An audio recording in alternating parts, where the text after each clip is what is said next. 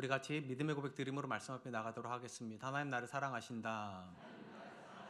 하나님 내 인생에 크고 비밀한 계획을 가지고 계신다.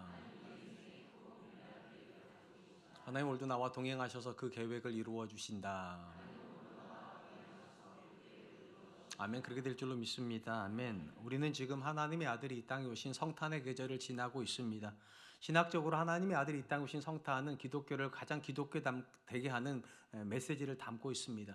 모든 종교는 사람이 신을 찾음으로 시작되지만 기독교는 하나님 우리를 찾아오심으로 시작되고 성탄이 그거에 대한 가장 중요한 메시지를 보여주고 있기 때문입니다. 인류가 타락을 하였을 때 하나님은 아담과 하와를 그 즉시 심판하실 수 있었음에도 불구하고 그렇게 하지 않으시고 그들을 찾아가셨습니다. 그리고 그들에게 심판에 대한 약속을 하신 것이 아니라 내가 여자의 후손으로 메시아를 보내시겠다 약속하셨습니다. 이게 왜 놀라운가 하면 사람이 범죄를 하였기 때문에 당연히 사람이 하나님께 돌아와야 되는데 하나님은 사람으로 돌아오라고 말씀하시는 것이 아니라 내가 너희를 찾아가겠다고 말씀하시고 내가 너희를 그냥 찾아가는 것이 아니라 메시아로 찾아가서 너희를 반드시 내게 돌이키게 하시겠다 그렇게 말씀하셨기 때문입니다. 오늘 우리가 살펴보게 될 이 세 개의 비유가 바로 하나님께서 우리를 어떻게 찾아오셨고 또 어떻게 우리가 구원받았는가를 설명해 주는 그런 메시지라고 생각이 됩니다. 누가복음 예수님께서 세 개의 비유를 말씀하시게 된 배경을 이렇게 기록을 합니다. 1절로 3절입니다.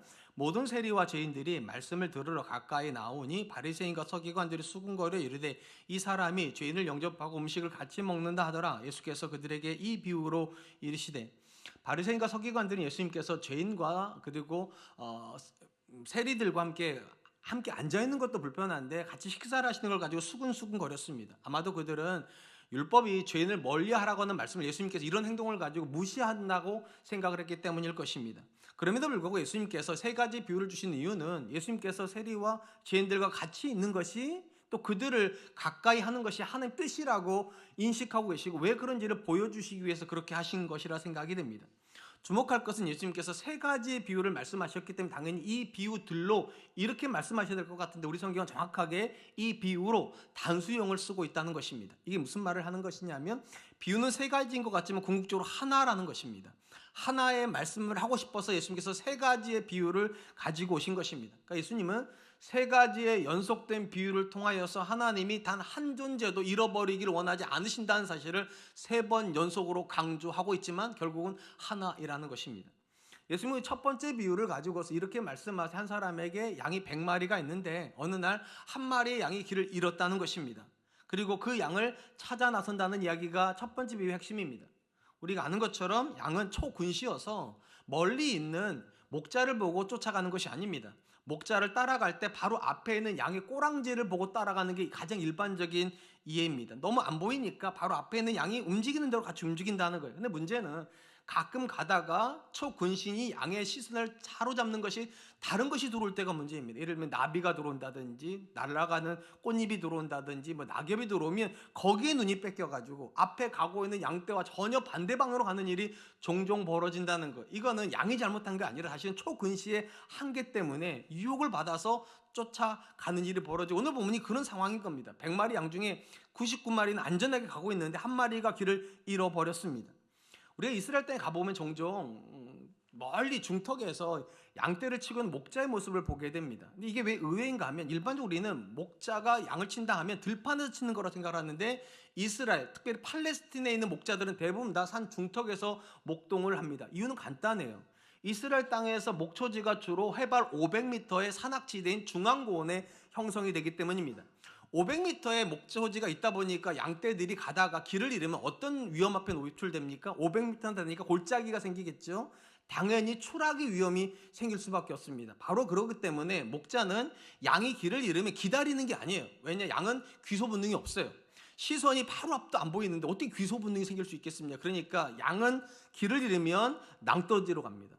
우리가 성화를 종종 보잖아요. 목자가 찾아가서 양을 데리고 오는 성화를 보는데 어디서 데려옵니까?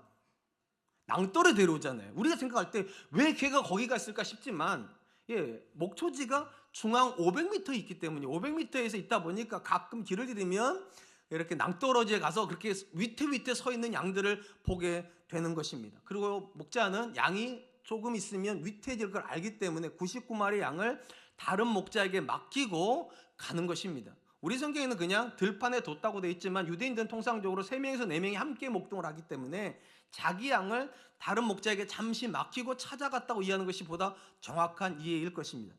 이 비유에서 강조가 되는 것은 목자가 99마리의 안전한 양들을 두고도 한 마리의 양을 찾기 위해서 험한 길을 찾아 나선다는 것입니다. 그럼 왜 이런 일을 하는 걸까? 우리가 이걸 이해하려면 요한복음 10장에서 예수님께서 선한 목자와 양에 대한 관계를 설명한 부분을 좀 읽어볼 필요가 있습니다.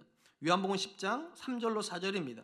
문지기는 그를 위하여 문을 열고 양은 그의 음성을 듣나니 그가 자기 양의 이름을 각각 불러 인도하여 내느니라. 자기 양을 다 내놓은 후에 앞서가면 양들이 그의 음성을 아는 고로 따라오되. 자, 예수님께서 목자와 양의 관계를 설명을 하면서 앞에서 말씀드린 것처럼 3-4명이 같이 목동을 하다 보니까 양떼들이 같이 모여 있지 않겠어요? 그러니까 그 중에서 목자가 아침에 일어나면 자기 양을 어떻게 구분을 하는가? 이름을 운다는 거예요. 뭐 예를 들면 세모야, 얼굴이 세모야, 아니면 돌덩이야, 얼굴이 돌덩이야, 아니면 꽃잎아, 뭐 이런 식으로 이름 부르면 양들이 또 놀랍게도 자기 목자 음성을 아니까 자기 이름을 부를 때 쫓아나간다는 거예요. 자, 이렇게 따지고 놓고 보면 양이 100마리가 있으면 목자는 100마리 양에게 이름을 다 지어줬을까 안 지어줬을까요? 지어줬겠죠. 양들은 자기 이름을 알까요 모를까요? 알겠죠. 그렇게 따지면 한 마리가 잃어버렸다는 것은 목자 입장에서 100마리 중에 한 마리일까 아니면 내가 아는 그 양일까요? 내가 아는 그 양이에요. 아침에 내가 분명히 꽃잎아 라고 불렀을 거고 아침에 내가 분명히 개똥아라고 불렀을 텐데 개가 안 보여요. 그러니까 이거는 무리 중에 한 마리가 아니라 내가 아는 유일한 그 한 마리가 없어진 거죠. 그러니까 목자가 이 양을 포기할 수 없는 이유가 그거예요. 무리 속에 한 마리가 아니라 내가 아는 그 양을 잃어버렸고 그 양은 더더군다나 귀소 본능도 없으며 심지어 시선이 나쁘기 때문에 조금 있으면 벼랑 끝에 내려가 있을 걸 너무나도 잘 알기 때문에 포기할 수가 없는 것입니다. 그래서 그 양을 찾아 나서게 되는 것입니다. 이사야서에 보면 하나님께서 인류의 상태를 이 양에다가 비유하는 모습을 보게 됩니다. 이사야서 53장 6절입니다. 우리는 다 양 같아서 그릇 행하여 각기 제 길로 갔거늘 여호와께서는 우리 무리의 죄악을 그에게 담당시키셨도다. 하나님께서 왜 저와 여러분들을 또 인류를 양에다가 비유할까요? 동물이 참 많잖아요. 소도 있을 수 있고 염소도 있을 수 있고 그리고 뭐 사자도 있을 수 있는데 왜 양에다가 비유를 할까? 많은 분들이 그냥 통상적으로 이스라엘의 양을 가지고 제사를 드렸기 때문에 그럴 거라고 생각을 하지만 사실 그렇지가 않습니다. 하나님께서 저와 여러분들을 양에다 비유하는 것은 양하고 우리가 가지고 있는 공통점이 있기 때문에 분명한 한계가 있다는 거예요. 양의 한계는 무엇입니까? 시선이 안 보인다는 거예요. 안 보이기 때문에 무시로 유혹을 받아서 딴 길로 가버려요. 사람도 똑같다는 거예요. 사람도 이 땅에 올 때 의인으로 태어나는 것이 아니라 죄인으로 태어나기 때문에 무시로 유혹받는다는 거예요. 우리 중에 돈에 대한 욕심을 끊어내려고 아무리 노력을 해도요, 틈만 나면 돈 생각나는 분들이 계세요. 아니에요? 틈만 나면 자리 욕심 생기는 분들이 계시고 틈만 나면 자녀에 대한 욕심이 생기는 분들이 계세요. 그거는 우리가 잘못했다기보다는 사실은 양과 같기 때문이에요. 안 보여요. 그러니까 눈에 보이는 것만 쫓아가는 거예요. 유일하게 보이는 거, 돈이 보이니까 돈만 쫓아가는 거고 자식이 보이니까 자식만 쫓아가는 것이고 쾌락이 보이니까 쾌락만 쫓아가는 거예요. 다 양 같아서 그릇가는 존재다. 하나님께서 왜 저와 여러분들을 정죄하기를 기뻐하시는 것이 아니라 불쌍히 여기십니까? 한계를 아시기 때문이에요. 다 볼 수 있다면 그렇게 안 했을 텐데, 모든 것을 다 이해했다면 그렇게 안 살 텐데, 보이는 게 돈밖에 없고 보이는 게 성공밖에 없고 보이는 게 행복밖에 없으니까 쫓아간다는 거예요. 그러니까 불쌍하다는 거예요. 다시 말씀드리지만 이 땅에는 어떤 사람도 의인으로 태어나서 어쩌다 보니까 죄인이 되는 게 아니에요. 태어나기를 죄인으로 태어났기 때문에 죄의 유혹 앞에 한없이 연약하다, 한계가 너무 분명하다. 마치 양이 시선이 너무 좁아서 목자가 앞에 있는데 못 보고 다른 길로 갈 수밖에 없는 거랑 너무 똑같다는 거예요. 그래서 우리는 다 양 같아서 그릇 간다. 이 땅에 어떤 사람도 예외는 아니다. 그리고 하나님 그 사실을 알기 때문에 내팽개두시는 게 아니에요. 나빠서 죄 짓는 게 아니지, 악해서 죄 짓는 게 아니지. 한계가 있으니까, 불쌍하니까. 더더군다나 하나님이 모르는 사람이 잘못 가는 게 아니라 하나님이 이름을 주신 존재가 잘못 가는 거잖아요. 그래서 그 존재를 찾아 나설 수밖에 없다. 그 존재를 찾아오시기 위해서 이 성탄에 하나님의 아들이 이 땅에 오실 수밖에 없었다. 그래서 성탄은 긍휼인 겁니다. 정죄하셔도 되는 인류를 하나님께서 긍휼히 여기심으로 찾아오신 사건이기 때문입니다. 사랑하는 성도 여러분, 현대사회는 사람의 가능성에 대해서 무한적으로 호의적이죠. 시간의 문제일 뿐이지 인류가 가지고 있는 모든 문제는 결국은 인간의 가능성 앞에 무릎을 꿇을 거라고 생각을 합니다. 심지어 죽음조차도 시간의 문제에 극복할 수 있을 거라고까지 이야기를 합니다. 참 신기한 건 우리는 자기 자신에 대해서 참 긍정적이잖아요. 아무리 봐도 인간은 대단한 것 같아요. 제가 처음 아직도 잊어버릴 수 없는 거, 그냥 핸드폰 쓰다가 스마트폰 처음 경험했을 때 이게 기가 막히더라고. 손 안에 막 인터넷이 오고 가니까. 여러분 핸드폰은 안 그래요? 더 놀라운 거, 이게 쇳덩이를 하늘에다 쌓아놨는데 얘가 인공위성이라고 돌아다니네요. 쇳덩이는 떨어져야 되는데 가는데 떨어지지를 않아요. 쇳덩이를 바다 위에다 탁 던져놨는데 이게 가라앉아야 되는데 가라앉지를 않고 우린 그걸 배라고 부르더라고요. 우리는 다 너무 일상적인 걸 살다 보니까 사실은 굉장히 놀라운 건데도 놀라지도 않는, 인간의 가능성이 그만큼 대단한 것 같아요. 근데 놀랍게도 성경은 그 대단한 인간을 뭐라고 말합니까?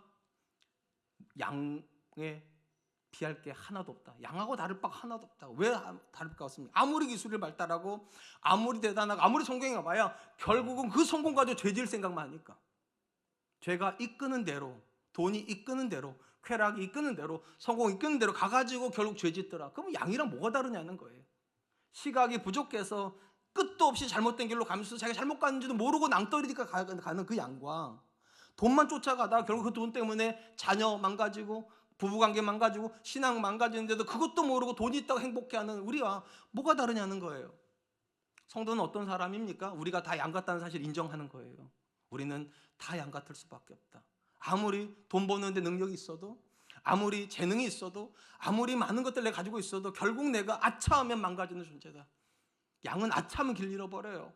그렇기 때문에 성도에게서 가장 중요한 건 내 자신이 아니에요. 내가 얼마나 대단한가가 아니라 이런 나를 하나님이 붙잡아 주고 계시는가, 이런 나를 하나님께서 끝까지 함께 해주시는가, 그 믿음의 고백이 첫 번째 비유의 핵심인 거예요. 양이 왜 안전할 수 있냐는 거예요. 양은 스스로 안전하지 않아요. 찾아와주는 목자가 있으니까. 절대로 포기하자는 목자가 있는 양은 절대로 망가지지 않아요. 그리고 저 여러분들이 그 하나님이 계신 줄로 믿습니다. 하나님이 여러분을 아시고 절대로 포기하지 않으실 것이기 때문입니다. 전 저와 여러분들이 오늘도 그 하나님 붙잡을 수 있기를 주님의 이름으로 축복합니다. 한편 예수님은 잃은 자를 찾으신 하나님의 마음을 한 드라크마를 찾는 여자의 비유를 하십니다. 8절로 9절입니다. 어떤 여자가 10 드라크마가 있는데 하나를 잃으면 등불을 켜고 집을 쓸며 찾아내기까지 부지런히 찾지 아니하겠느냐. 또 찾아낸즉 벗과 이웃을 불러 모으고 말하되 나와 함께 즐기자. 잃은 드라크마를 찾아내오노라 하리라. 비유에 나오는 이 한 드라크마는 우리가 일반적으로 알고 있는 노동자 하루품삯을 가리키는 한 데나리온과 같은 양이라고 알고 있습니다. 그러니까 같은 가치를 가지고 있는 동전이라는 거예요. 자, 이 여자가 10개의 드라크마가 있었는데 한 개를 잊어버렸더니 어떻게 합니까? 등불을 켜고 찾을 때까지 샅샅이 뒤진대요. 왜 그렇게 했을까? 일단 돈의 가치가 꽤 크잖아요. 한 사람의 하루 노동이라고 그러면 오늘날로 따지면 뭐 20만 원일 수도 있고 30만 원일 수도 있잖아요. 근데 그런 동전 잊어버렸다면 여러분은 안 찾으시겠어요? 당연히 찾죠. 근데 조금만 생각해 보면 이게 좀 어딘가 좀 이상해요. 자, 이 여자가 돈의 가치 때문에 찾았다면 그 다음에 이 여자는 찾은 다음에 그걸 가지고 어떻게 해야 됩니까? 너무 귀한 걸 찾았다고 해서 잘 저축을 해야 되잖아요. 근데 이 여자는 어떻게 합니까? 친구도 부르고 이웃도 부르고 잔치를 했대요. 그 말은 무슨 말입니까? 한 드라크마로 더 썼다는 거예요. 여러분, 이웃도 부르고 친구도 부르고 잔치를 하는데 한 드라크마 가도 되겠어요? 요즘 장 안 보셨어요? 하나로만 한 번만 가보세요. 이게 장바구니 하나만 담아도 얼마예요 그게. 근데 이 여자는 지금 한 드라크마를 이러저러 막 눈에 불을 켜고 찾았더니 찾아놓고서는 2 드라크마 쓰더라는 거예요. 그러니까 이게 이 여자가 단순히 돈의 가치 때문에 이 드라크마를 찾은 건 아니라는 거죠. 돈의 가치 때문에 찾았다면 안 써야지, 맞죠 그게. 근데 찾았더니만 2 드라크마 이상을 써버렸다는 이야기는 이 여자가 드라크마의 가치 때문에 찾은 게 아니라는 거죠. 그럼 왜 찾았냐는 거예요. 이 유대 문화 때문입니다. 우리는 오늘 결혼을 하면 사랑의 표시를 어떻게 합니까? 반지로 하잖아요. 그래서 단지에 몇 캐럿짜리가 박혔냐 안 박혔냐 뭐 이런 걸로. 그러니까 우리는 사랑의 표현을 반지로 합니다. 근데 유대 사회는 어떻게 했는가? 남자가 여자에게 청혼을 할 때 10개의 드라크마를 줄로 이어가지고 이 여자 머리 얹어주면 이게 청혼입니다. 그러니까 10 드라크마는 돈이 아니고 사랑의 표현인 거예요. 예물인 거죠. 당연히 여자가 10 드라크마 중에 하나를 잃었다는 건 동전 하나를 잃은 게 아니에요. 남편의 사랑의 표현을 잊어버린 거잖아요. 자기가 처음 사랑받았을 때 그 추억을 잃어버린 거기 때문에 이 여자가 눈에 불을 켜고 찾는 거고, 찾았더니 돈이 좋아서가 아니라 그 사랑을 다시 회복했기 때문에 감격하여서 혼자 즐거워하지 못하고 친구도 모르고 이웃도 불러서 몇 드라크마를 써든 상관없다는 이 즐거움을 함께 나누자. 자, 그렇다면 이 비유에서 한 드라크마는 왜 잃어버린 걸까요? 여러분, 앞에 비유는요, 양이 주인을 떠난 거잖아요. 쉽게 말하면 양이 잘못한 거예요. 목자는 다른 길로 데려가는데 양이 잘못된 길로 가기 때문에 양이 잘못한 거라면, 이 드라크마 비유에서는 도대체 누가 잘못한 걸까요? 드라크마는 무생물이기 때문에 자기 의지를 가지고 도망갈 수가 없어요. 그러니까 드라크마 잘못은 아니에요. 그러면 여자의 잘못일까? 그렇게 말하기도 어려워. 왜냐하면 이 여자가 10개의 드라크마를 가지고 시장에 갖다 잊어버렸다면 여인이 잘못한 거예요. 근데 이 여자는 지금 집 안에서 잊어버렸어요. 집 안에서. 안 건드렸다는 거예요. 안 건드렸는데 드라크마 하나를 잊어버린 거예요. 여러분, 당시 유대인들은요, 여자에게 이렇게 10개 드라크마를 줄 때 동전 10개를 주는 게 아니라 목걸이처럼 묶어서 줬대요. 이렇게 묶어서. 잊어버리면 안 되니까. 그래서 머리에 얹어주기도 하고 목에다 걸어주기도 하고. 그러면 그렇게 받은 여자는 그럼 어떻게 하는 거예요? 그다음부터 매일같이 잠잘 때에도 품에 안고 자는 거예요. 자, 이렇게 해서 결혼의 연수가 저처럼 한 29년 되면 줄이 삭을까요, 안 삭을까요? 당연히 삭죠. 매일같이 끌어안고 있는데 이 줄이 삭을 수밖에. 그럼 줄이 삭아가지고 끊어지면 누구 책임인 거죠? 여인의 책임인 거예요? 아니면 그거를 쇠고랑으로 안 묶어준 남편의 책임인 거예요? 이렇게 되면 굉장히 어려워져요, 이게요. 그러니까 지금 이 본문은요, 누구의 책임을 묻는 게 아니에요. 아무 이유도 없이 어느 날 동전 한 개가 없어진 일이 벌어진다는 거예요. 신앙의 여정에서 우리를 괴롭게 만드는 게 고난의 문제잖아요. 우리 인생에 고난이 찾아와요. 크게 두 가지 고난이 있어요. 첫 번째 고난은 이유가 너무 분명한 고난이에요. 그게 첫 번째 비유인 거예요. 양이 주인을 떠났기 때문에 고난받는 거예요. 하나님께서 나를 바른 길로 데려가기를 원하시는데 내가 무시로 유혹을 받아서 세상의 길로 가면 고난받아요. 그게 첫 번째 비유예요. 그게. 두 번째 비유, 이런 드라크마 비유는 뭐냐? 내가 잘못 안 했어요. 아무리 생각해보든 나는 죄를 짓지 않았는데 이유를 알 수 없는 고난이 내 인생에 찾아오더라는 거예요. 성경에 보면 대부분 믿음의 사람들은 이 두 번째 고난에 들어갑니다. 욥이 고난의 이유를 몰라요. 요셉이 고난의 이유를 몰라요. 다니엘이 고난의 이유를 몰라요. 나는 아무 잘못도 안 했는데 어느 날 갑자기 동전의 줄이 뚝 끊어져가지고 동전이 딱 가가지고 없어져 버리는 것처럼 내 인생에 갑자기 이유를 알 수 없는 고난이 찾아와요. 자, 이런 상황이 됐을 때 대부분의 성도들은 어떻게 생각합니까? 내가 죄 짓지 않았으면 누구 책임인 거예요? 남편 책임은 아니잖아요. 누구 책임이에요? 대부분 이렇게 생각해요. 하나님 책임이라고. 하나님이 나를 미워하신다고. 하나님 나를 돌보지 않으신다고. 그래서 고난이 찾아왔다고. 그래서 많은 성도님들이 이유를 알지 못하는 고난 때문에 하나님을 떠나는 거예요. 내가 죄지어서도 떠나요. 근데 이유를 알 수 없는 고난 앞에 하나님께 실망을 해요. 하나님이 나한테 이러실 수 있냐고. 그러나 이 드라크마 비유에서 핵심은요, 이 여자가 왜 드라크마를 잊어버렸냐가 아니에요. 이 여자가 잘못한 게 아무것도 없어요. 집 안에서 가지고 나간 적이 없어요. 항상 있던 자리에 뒀는데 어느 날 보니까 하나가 없어진 거예요. 돌보지 않은 것이 아니에요. 아끼지 않은 것이 아니에요. 그런데 드라크마는 없어지는 거예요. 하나님께서 저와 여러분들에게 무관심하거나 저와 여러분들 돌보지 않아서 고난이 찾아온다고 생각하는 건 이 비유하고 맞지 않아요. 반드시 기억하세요. 이 비유가 강조하는 건 이 여자가 왜 그 드라크마를 잊어버렸는가 아니에요. 고난의 이유를 묻지 않아요. 오히려 이 비유가 강조하는 것은 이 여자가 그 드라크마를 얼마나 사랑했는지, 얼마나 아꼈는지, 그렇기 때문에 포기하지 못하고 심지어 찾았을 때는 엄청난 돈을 들여서라도 얼마나 기뻐하는지를 강조하는 거예요. 그러니까 여러분, 고난의 이유가 없을 수 있습니다. 고난의 이유가 다 있다고 생각하지 마세요. 때로는 전혀 알 수 없는 고난이 우리 인생 가운데 찾아와요. 그때 정말 조심하셔야 돼요. 이것이 하나님의 실수라고 생각하시면 안 돼요. 이것이 하나님께서 우리를 안 돌보시거나 심지어 나를 미워하셔서 이 고난이 찾았다고 생각하면 두 번째 비유는 존재 가치가 없어지는 거예요. 오히려 두 번째 비유가 강조하는 것은 무엇입니까? 그 여인이 찾을 때까지 포기하지 않는다는 거예요. 하나님은 여러분을 안전한 자리에 두실 때까지 절대로 포기하지 않습니다. 그 자녀가 하나님 품에 돌아올 때까지 절대로 포기하지 않는다. 왜냐? 너무 사랑하니까. 이거는 포기할 수 없는 동전이니까 다른 동전이라면 내버려둬도 돼요. 근데 그 동전은 사랑의 상징이니까 절대로 포기할 수 없다. 하나님께 저와 여러분들을 그 사랑으로 붙잡고 계신 줄 믿습니다. 그러므로 혹시라도 하나님께 상처받은 분들 계실 수 있어요. 지난 1년 동안 하나님 나한테 왜 그러셨어요? 내가 그렇게 하나님께 열심히 헌신했는데, 내가 그렇게 하나님을 사랑했는데 왜 내게 그렇게 하셨어요? 그건 잘못된 접근이에요. 오히려 정확한 접근은 그럼에도 불구하고 하나님 나 포기하지 않으시는 거 알아요. 하나님이 나 찾아내실 때까지 끝까지 견디게 해주세요. 하나님의 사랑 붙잡고 끝까지 버티게 해주세요. 그것이 우리의 올바른 태도인 줄로 믿습니다. 사랑하는 성도 여러분, 성경은 하나님께서 나를 사랑하시고 내 인생에 크고 놀라운 선한 계획을 가지고 계시다고 말을 합니다. 그리고 우리는 그 이야기를 들을 때마다 아멘, 그렇게 될 줄 믿습니다 하고 믿음의 고백을 해요. 그런데 현실의 삶에서 종종 우리는 전혀 상반된 현실을 만나야만 합니다. 하나님 나를 사랑하지 않는 것 같아요. 내 인생을 하나님의 선한 계획도 하나도 없어 보여요. 그럴 때가 있어요. 그런 상황이 들어가면 판단하려고 하지 마세요. 이게 누구 잘못인가? 저희 가정에 어떤 문제가 일어나잖아요. 그러면 제일 먼저 반응하는 사람이 저희 아내예요.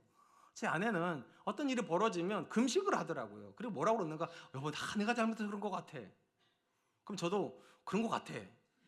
이렇게는 안 하지만 제가 금식은 잘 안 해요. 제 아내가 일주일씩 금식을 하더라고요. 자기 잘못 때문에 아이가 그렇다고 생각하고, 자기 잘못 때문에 뭐 제가 아프, 이렇게 생각을 하는 것 같아요.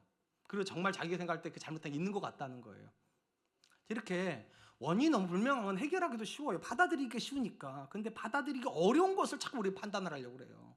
나도 잘못 안 했고, 우리 가족도 잘못 안 했고, 신앙적으로 아무 문제가 없는데 왜 이런 일이 벌어질까? 판단하면서부터 문제가 꼬이는 거예요. 왜냐하면 판단은 반드시 원인을 찾아야 되고, 원인은 누군가가 있어야만 한다면 하나님께 원인이 가거든요. 판단하는 사람은 대부분 원망합니다. 근데 이 열드라크마 비유에서 하나를 잃어버린 사람은 판단하지 않아요. 이비 역시 판단은 있지 않아요. 진짜 강조는 얼마나 사랑하는가예요. 이게 믿어져야 견딜 수 있으니까. 하나님 나를 얼마나 사랑하는지가 믿어져야 견딜 수가 있어요. 하나님은 절대로 포기하지 않아요. 왜냐? 하나님에게 우리는 사랑이니까. 저와 여러분들이 이 믿음의 고백을 오늘도 견딜 수 있기를 주님의 이름으로 축복합니다. 마지막으로 세 번째 비유는 우리가 너무 잘 아는 탕자의 비유입니다. 두 아들을 잃은 아버지에 대한 이야기죠.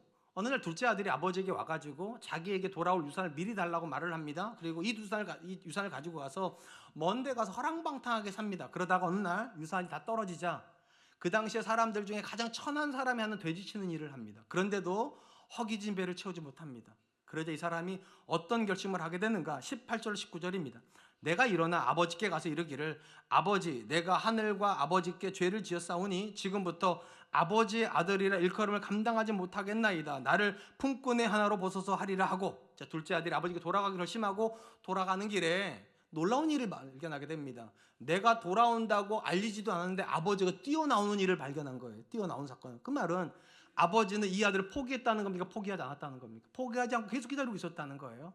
그래서 아버지가 먼저 찾아내고 아들을 확 안습니다.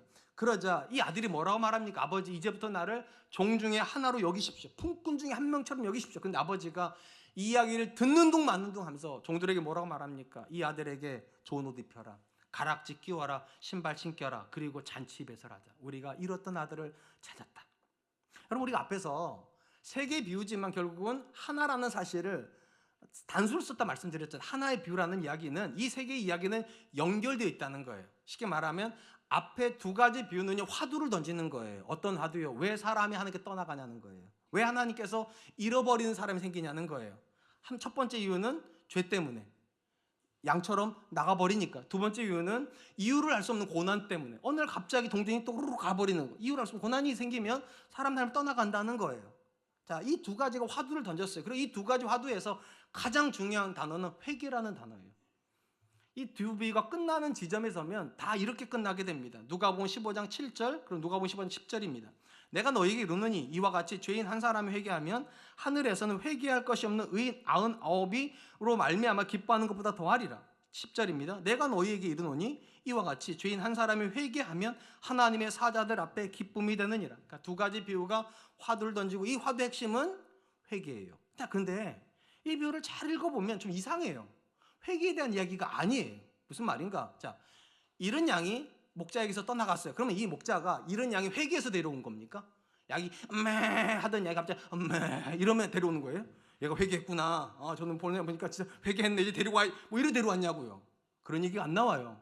그냥 목자가 찾아가는 거예요. 자, 이런 드러크마가 나 여기 있어요. 막 땡그랑 쳐가지고 회개했구나 하고 데려온 겁니까? 아니에요. 회개한 얘기 하나도 안 나와요. 오히려 이 두 가지 묘는요, 오히려 다른 걸 강조해요. 목자의 열심, 여인의 열심. 그러니까 엄밀히 말하면 이와 같이 하나님이 너희를 절대로 포기하지 않는다 이렇게 써야 되는 게 맞아요. 사실은 마지막 구절은. 근데 생뚱맞게 갑자기 그렇게 하나님의 열심을 강조해 놓고서는 이와 같이 죄인 하나가 회개하면 하늘에서 회개할 것이 없는 99보다 더 기뻐한다. 어딘가 좀 이상해요. 어딘가. 바로 이게 화두를 던진 거고, 세 번째 비유가 이 화두에 대한 답을 주는 겁니다. 도대체 왜 하나님이 열심히 인간에게 필요한 회개랑 연결이 되냐는 거예요. 오늘 본문을 다시 돌아가 볼게요. 자, 분명히 둘째 아들이 어느 날 갑자기 아버지에게 돌아갈 생각을 합니다. 그러면 이 아들은 왜 그런 생각을 했냐면, 왜? 갑자기 왜 뜬금없이 아버지에게 돌아갈 생각을 했을까? 본문으로 다시 돌아가 봅니다. 17절입니다. 이에 스스로 돌이켜 이르되 내 아버지께는 양식의 풍족한 품꾼이 얼마나 많은가. 나는 여기서 줄여 죽는구나. 우리 성경은요, 이에 스스로 돌이켰다 해서 마치 이 탕자가 내가 회개해야 되겠구나, 내가 잘못 살았구나 하고서 아버지가 돌아갔다는 식으로 번역을 했어요. 근데 이건 회개에 대한 고백은 맞지만 스스로 돌이킨 건 아닙니다. 왜냐하면 이 사람이 돌이키기 전에 이런 말을 했기 때문이에요. 내 아버지에게는 양식이 풍족한 품꾼이 얼마나 많은가. 그러니까 이 탕자는요, 돌아갈 이유를 누구에서 찾는가? 아버지에게 찾아요. 내 아버지는 어떤 사람인가? 품꾼 한 명조차도 배고픔을 허락하지 않는 존재. 풍성하게 준다는 거예요. 근데 나는 지금 어떠냐는 거예요. 누군가 이제 품꾼으로 하는데도 돼지 쥐엄 열매도 못 먹는다. 나는. 내 주인은 이렇게 무지막지한 사람인데 내 아버지는 얼마나 긍휼한 사람인가. 여기서 연장이 되는 거죠. 이렇게 긍휼이 많은 아버지라면 죄인인 나도 받아주지 않을까? 아버지가 종들을 막 무지막지하게 대하는 사람이 절대로 못 돌아가요. 이 아들은요. 근데 내가 알고 있는 아버지는 하다못해 저 허약한 품꾼조차도 절대로 굶기지 않으신다. 늘 긍휼히 여기고 늘 풍족히 주는 아버지다. 쉽게 말하면 아버지가 한결같이 보여주는 사랑의 열심이 이 아들의 마음을 두드리는 거예요. 그렇게 사랑하는 아버지라면 나도 받아주지 않을까? 제가 이렇게 말씀드렸잖아요. 세 가지 비유는 하나라고요. 이런 양이 어떻게 목자의 품에 안깁니까? 양이 열심히 믿어서가 아니에요. 목자가 열심히 찾아냈기 때문이에요. 이런 동전이 어떻게 여인의 품으로 돌아옵니까? 동전이 뭔가를 한 게 아니에요. 여인이 열심히 찾았기 때문이에요. 둘째 아들이 어떻게 아버지께 돌아옵니까? 이 둘째 아들이 열심히 돌을 닦거나 성경을 막 열심히 읽었더니 깨달으고 그게 아니에요. 아버지의 한결같은 사랑이 그 마음을 움직인 거예요. 핵심은 하나님께 있지 우리에게 있지 않다는 거예요. 비유는 하나인 거예요. 그랬어요. 우리가 회개해서 하나님 믿는다 하지만 그 회개의 핵심이 뭐냐는 거예요. 아무나 하는 회개는 없어요. 그 하나님의 사랑이 내 마음을 감동시킬 때 회개가 일어나는 거예요. 이런 나 같은 이렇게 못난 사람조차도 하나님이 사랑하시는구나. 아무리 교회를 다녀도요, 마음에서 이 감동이 안 일어나는 분들이 있어요. 그럼 회개 못해요. 그리고 뭐라 말하냐면 나 정도 되니까, 아빠가 이렇게 열심히 사니까, 엄마가 이렇게 열심히 하니까 이런 얘기를 하지, 하나님의 은혜를 얘기하는 사람이 없어요. 하나님의 열심이 우리를 자극하는 거예요. 그래야 불현듯 내가 잘못 살았구나, 하나님이 이렇게 은혜를 주시는데, 하나님 이렇게 나를 인도하시는데 내가 잘못 살았구나. 그래서 회개에 대한 이야기를 먼저 던져놓고 어떤 사람 회개하냐는 걸 얘기하는 게 세 번째 비유였어요. 그 아버지의 사랑으로 감동하는 사람이요. 내 아버지 집에는 품꾼들이 얼마나 풍족한가. 나는 여기서 줄여 죽는구나. 아무도 내 아버지처럼 해주지 않는구나. 내 아버지만 나를 인간적으로 대해준 존재였구나. 내 아버지 집에 가야지만 내가 비로소 인간이 되겠구나. 다시 말씀드리지만 회개는 우리가 하는 거지만 우리로부터 나오는 회개는 없습니다. 하나님의 사랑이 우리 마음을 두드려야 회개가 됩니다. 그런 점에서 여러분, 신앙은 우리 거 아닙니다. 신앙은 은혜입니다. 이게 믿어줘야 되는 거거든요. 이게 믿어줘야 되는 거거든요. 하나님이 나를 사랑하시는 게 믿어져야 돼요. 내 아버지와 같은 분이 없다는 게 믿어져야 되는데 이게 믿어지는 게 기적이거든요. 사실은요. 그걸 은혜라고 부르는 거예요. 그래서 믿음도 은혜입니다. 이게 어떻게 믿어졌을까? 다른 모든 사람들이 다 자기 잘난 맛을 사는데 왜 나는 내가 잘난 것 같지 않고 하나님이 나를 사랑하는 것 같이 느껴질까? 이게 믿어진 둘째 아들은 아버지에게 돌아옵니다.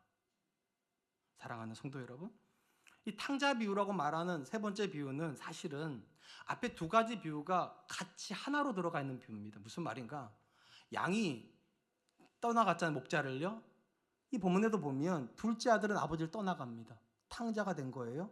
또 첫째 아들은 아버지 집에 있지만 아버지 말을 일 못하죠. 여인이 집안에 있는 드라크마를 가지고 있는데 어느 날 드라크마를 잃어버리잖아요. 이 둘째 아들이 잃어버린 드라크마를 한 거죠. 둘 다 잃어버린 거예요. 작은 아들은 자기 죄 가운데서 잃어버린 거가 된 거고, 둘째 아들은 아버지에 대한 감격이 없어서 잃어버린 거예요. 자, 중요한 거, 둘 다 탕자인데 둘째 아들은 아버지와 화목이 일어납니다. 아버지요, 내가 잘못했습니다. 화목이 일어나요. 화목이 왜 일어나냐는 거예요. 그 첫째 아들은 아버지와 화목이 일어나지 않아. 이 부분을 아무리 읽어봐도 아버지하고 첫째 아들이 화목하지 않아요. 왜 그렇게 되냐는 거예요. 둘 다 탕자인데 둘째 아들은 한 가지를 압니다. 아버지가 내게 준 사랑이 얼마나 큰 사랑인지를. 그래서 돌아올 수 있어요. 큰아들은 그 많은 사랑을 받고 있는데도 그 사랑이 얼마나 큰 사랑인지를 몰라요. 우린 다 집 안에 있는 사람들이잖아요. 하나의 은혜 안에서 우리는 집 밖에 안 나가고 집 안에 있는 사람들이에요. 그럼 집 안에 있다고 다 건강하냐는 거예요. 집 안에 있어도 잃어버린 드라크마가 있습니다. 큰아들이 그래요. 큰아들의 특징이 뭡니까? 은혜를 받고 있는데, 하나님의 무한한 사랑을 받고 있는데 그게 감격이 안 되는 사람들이에요. 자기는 열심히 일하고 있다 이거죠. 아버지를 괴롭게 해드린 적 한 번도 없다 이거죠. 수시로 아버지가 시키는 일을 항상 순종했다 이거죠. 근데 감격은 없어요. 다 내가 이만큼 노력하니까 은혜도 받는 거지, 내가 이만큼 노력하니까 하는 날 사랑도 하는 거지, 이렇게 생각을 해요. 탕자가 돼요. 지난 1년 한 번만 돌아보죠. 여러분 열심히 사셨죠? 열심히 사셨을 거예요. 주름이 조금 더 늦은 것 같아요. 고생하셨어요. 근데 왜 열심히 사셨어요? 그렇게 안 살면 못 살 것 같아서요? 그건 정답이 아니에요. 하나님이 내게 힘 주시니까, 하나님이 내게 기회를 주셨으니까, 하나님이 나와 함께 하시니까, 이게 감격인 거예요.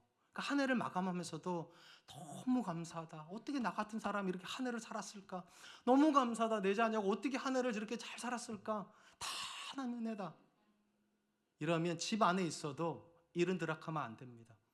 근데 집 안에 있어도 일은 드라크마 되는 사람들, 감격이 상실된 사람들, 항상 내 노력만 중요하고 내 열심만 중요하고 하나님 열심은 보이지도 않고 하나님 사랑은 감격도 안 되는 사람들. 저와 여러분들이 감격하는 사람들 되셨으면 좋겠어요. 교회 다녀도요, 감격하시면서 다니세요. 그냥 은혜 받는 게 아니라 하나님 나를 사랑하셔서 은혜 주시는 거예요. 하나님 눈에 내가 보이니까 하나님께서 나를 찾으시는 거고, 그래서 하나님께서 은혜 주시는 거예요. 저와 여러분들이 오늘도 감격할 수 있기를, 그래서 집 안에 있어도 잃어버리지 않는 드라크마가 될 수 있기를 주님의 이름으로 축복합니다. 이제 말씀을 맺으려고 합니다. 오늘 본문은 세 가지 비유를 기록하고 있고, 세 가지 비유는 각각의 핵심을 가지고 있습니다. 첫 번째 비유, 이른 양 비유는 어떤 핵심을 가지고 있습니까? 하나님이 우리를 긍휼히 여기신다는 거예요. 그냥 내버려두면 망가질 게 뻔하고 그냥 내버려두면 죽을 것 같으니까 하나님께서 찾아오시는 거예요. 그렇게 우리 하나님을 만난 거예요. 하나님의 긍휼 때문에. 두 번째 비유는 때로는 우리 인생 가운데 내가 알지 못한 고난이 닥쳐온다는 거예요. 그때 우리는 어떻게 되냐는 거예요. 원망하는 거 아니에요. 핵심은 하나님이 여전히 나를 사랑하고 있다는 걸 믿으시는 거예요. 하나님 미워해서 우리가 고난당하는 거 아니에요. 하나님이 사랑하시지만 고난당할 수 있고, 중요한 거, 그 하나님 절대로 나를 포기하지 않으신다. 마지막 세 번째, 어떤 사람이 하나님과 화목을 이루냐는 거예요. 신앙 안에서 감격 있는 사람이에요. 둘째 아들은 집에 있을 동안은 이 감격이 없어요. 근데 집을 떠나보니까 내 아버지 같은 분이 없구나, 내 아버지 같이 사랑이 많은 분이 없구나. 그러니까 돌아올 수 있어요. 근데 큰아들은 집 안에 있지만 아버지에 대한 감격이 없어요. 그러니까 아버지를 원망해버려요. 그리고 진짜 탕자가 돼버려요. 우리 중에 이 감격이 있길 축복합니다. 그리고 그 감격으로 오늘도 여러분 주변에 있는 모든 것들에 감사하시고 축복할 수 있기를 주님의 이름으로 축복합니다. 시간 주신 말씀을 기억하면서 세 가지로 해서 기도하죠. 첫 번째, 하나님, 내가 하나님의 긍휼의 대상인 걸 잊지 않게 해주시고 오늘도 나를 찾아오신 그 하나님 앞에 감사할 수 있는 사람 되게 하여 주십시오. 두 번째, 이유를 알지 못하는 고난 중에 있을지라도 낙심하거나 원망하지 않게 하여 주시고 여전히 나를 사랑하시며 절대로 포기하지 않는 사랑으로 나를 찾고 계신 그 하나님의 손을 오늘도 붙잡은 사람 되게 하여 주십시오. 마지막 세 번째, 하나님 주신 은혜를 당연하게 여기는 사람 되지 않게 하여 주시고 하나님이 감격하게 하여 주시옵소서. 혹시 우리 중에 큰아들처럼 모든 게 너무 당연하고 모든 게 너무 자연스러운 분들이 계시다면 하나님 내 마음을 기경해 주셔서 내게 주신 모든 것이 은혜임을 깨달아 오늘도 하나님께 감사함으로 하루를 살고 한 해를 마감하고 또 새해를 그런 기대감으로 맞이하는 사람 되게 하여 주시옵소서. 우리 같이 한 번만 기도하겠습니다. 기도합니다. 사랑의 많으신 하나님,